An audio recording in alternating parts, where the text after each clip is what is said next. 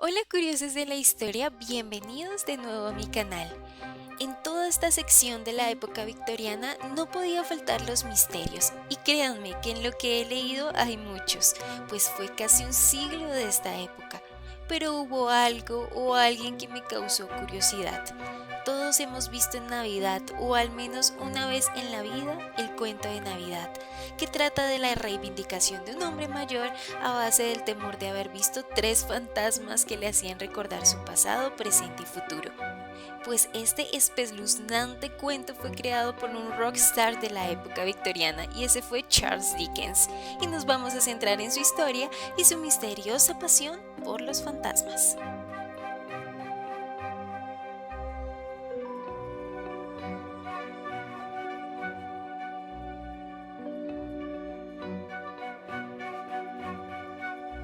Charles Dickens, nacido en 1812 en Portsmouth, Hampshire, Inglaterra, fue un novelista inglés que fue considerado uno de los más grandes escritores de su época. Durante su carrera profesional escribió más de 20 obras aludiendo a fantasmas, además de ser miembro en los orígenes del Ghost Club, que fue una sociedad enfocada en la investigación paranormal fundada en Londres en 1862. Como les he mencionado, la época victoriana fue escenario de transformaciones culturales, sociales, en la literatura, y el tema paranormal no se queda atrás, pues había un torbellino de estas historias que eran ahondadas con las novelas, que era uno de los entretenimientos de la época.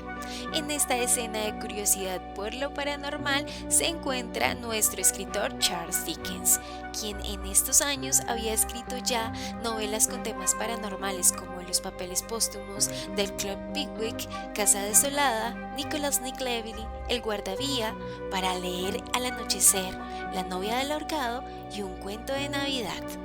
Pero, ¿por qué este gusto por los fantasmas? Algunos aluden a su infancia, ya que en su infancia tuvo que sobrellevar varios acontecimientos como múltiples mudanzas, el encarcelamiento de su padre por su terrible manejo de las finanzas, teniendo así el niño Charles un padre ausente y pasando gran parte de su tiempo con su nana, Miss Mercy, quien lo inundaba con historias de terror, que en la posteridad del autor mencionaría que esos habían sido los responsables de la mayoría de los rincones oscuros de su vida. El biógrafo John Foster menciona que uno de los relatos favoritos del escritor era el capitán asesino, al que Miss Mercy relataba con cada palabra de esa narración pesadillesca al niño. Más tarde el autor diría: a veces solía decirle que creía que ya no era lo suficientemente fuerte y lo suficientemente mayor para escuchar la historia otra vez, pero ella nunca me perdonó ni una palabra. Su nombre era Mercy, bondad, para perdonar a alguien en inglés, aunque no tenía nada de eso sobre mí. Un tiempo después, cuando ya el joven Charles, estando en el colegio, se volvería un ávido lector, y dentro de esas lecturas se encontraban las historias de la revista de horror The Terrified Register. Tiempo después diría que esas historias lo hacían pasar mal, ya que lo asustaban muchísimo. Pero no era un pasatiempo solo del escritor, ya que durante la época victoriana el hablar de fantasmas y lo paranormal era un pan de cada día, ya que como se les decía antes, este tema se encontraba en los periódicos, revistas, novelas, en los escenarios teatrales y fueron tema de debate para la sociedad más educada de la época, quien se reunían para profundizar en las artes oscuras, como lo fue el Ghost Club. Todo era paranormal en la época. Una casa sola, ruidos, el rechinar de los suelos, golpes o ruidos en las paredes. Y esto, según algunos historiadores, se generó mucho antes de la época victoriana, inclusive de la subida al trono por parte de la reina Victoria, contando como en guerras de años como en los años 1500 o 1600, ante las masacres se producían almas en pena, almas errantes, espectros y demás. Hoy por hoy, todos estos fenómenos podrían tener alguna explicación, Por ejemplo, la imaginación de las personas, pero también lámparas que utilizaban monóxido de carbono, que en ambientes con inadecuada ventilación podría generar alucinaciones, además de las casas de la época con estructuras tediosas que no se podía ver a la gente que andaba por ahí, pero sí escucharlas. Esto podría haber avivado la imaginación de las personas en el tema paranormal. Y si alguien supo explotar este crecimiento progresivo del gusto por lo paranormal, fue nuestro escritor Charles Dickens, ya que en 1843, con un cuento de Navidad, ya no solo era el tema paranormal cotidiano, sino el tema paranormal en una época de felicidad y armoniosidad como lo es la época navideña. Un cuento de Navidad fue un rotundo éxito tanto en Europa como en América, dando a Dickens reconocimiento mundial.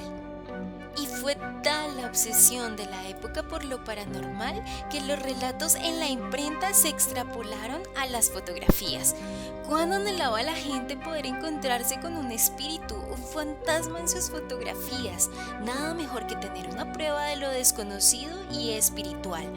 Tal fue que muchos de los estudios de fotografías retocaban las fotografías, un poco del Photoshop de la época. Y aquí destacamos el movimiento espiritista de la época, donde se destacaban las hermanas Fox, quienes aseguraban ser mediums y crearon un sistema de comunicación a través de golpeteos en un más o menos código Morse.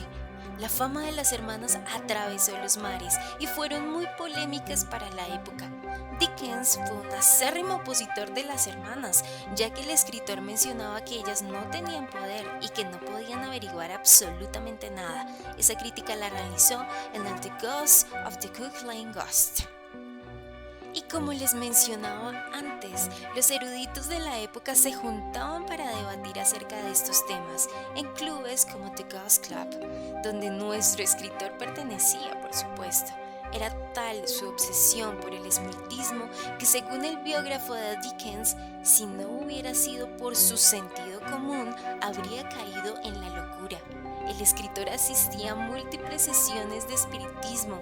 Alguna vez, él escribiría lo siguiente: el vidente tenía una visión de tallos y hojas, una gran especie de fruta, algo parecido a una piña, y una columna nebulosa, algo similar a la Vía Láctea, que solo puede ser justificado por los espíritus, y de la cual nada salvo una soda o el tiempo podría haberlo ayudado a recuperarse. Sin embargo, su sentido común también le hacía reflexionar que durante las sesiones en las cuales la información era ambigua, las encontraba cómicas y poco escalofriantes. Eran menos escalofriantes que una buena historia de horror, decía el escritor, aunque por supuesto aludía a su falta de conocimiento en estos temas después de la muerte. Y en esta carta que le escribía a su amigo William Howitt, escribió: mi propia mente es perfectamente desprejuiciada e impresionable sobre el tema.